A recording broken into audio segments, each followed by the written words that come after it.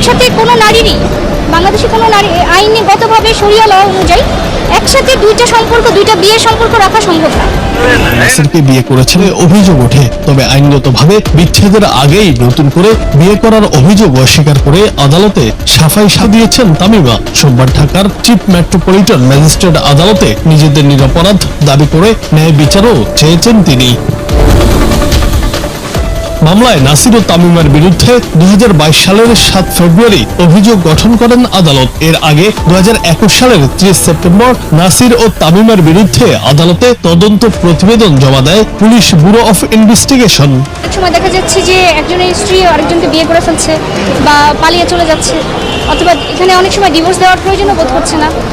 কিন্তু এখানে ছেলেদের ক্ষেত্রে আইনটা হচ্ছে যদি তিনি দ্বিতীয় বিবাহ করেন আরবিট্রেশন কাউন্সিলের অনুমতি ছাড়া, তাহলে তার সাজা হবে, কিন্তু তার বিয়েটা বৈধ। কিন্তু নারীদের ক্ষেত্রে এরকম কোনো বৈধতার সুযোগ নাই।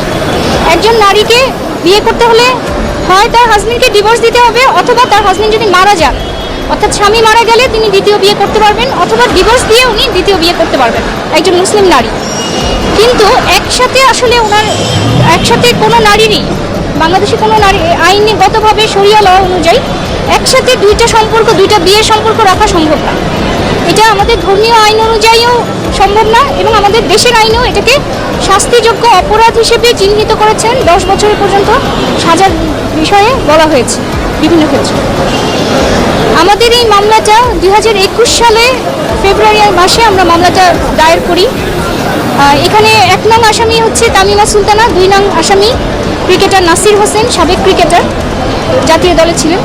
তো এখানে বাদী রাকিব হাসানের অভিযোগ যে তিনি তাকে কোনো রকম ডিভোর্স না দিয়ে তার স্ত্রীকে নাসির হোসেন প্রলুব্ধ করে নিয়ে যান, এবং এই অভিযোগ তিনি তোলেন।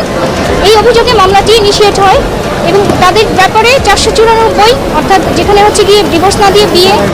2021 সালের 14 ফেব্রুয়ারি রাজধানীর উত্তরার একটি রেস্তোরাঁয় নাসির ও তামিমার বিয়ের আনুষ্ঠানিকতা সম্পন্ন হয়। তামিমা তার আগের স্বামীকে তালাক না দিয়েই নাসিরকে বিয়ে করেছেন বলে অভিযোগ উঠেছে।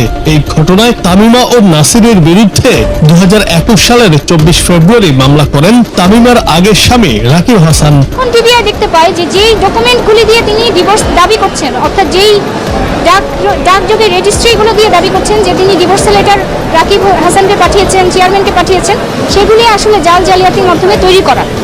এই কারণে চার্জশিটে তাদের আরও 2টা নতুন ধারা যুক্ত হয়, 467, 68 এবং 71-এর এলিমেন্ট পাওয়ার কারণে। এই মামলায় দোষ প্রমাণিত হলে 5 থেকে 7 বছর কারাদণ্ডে দণ্ডিত হবেন ক্রিকেটার নাসির ও তার স্ত্রী।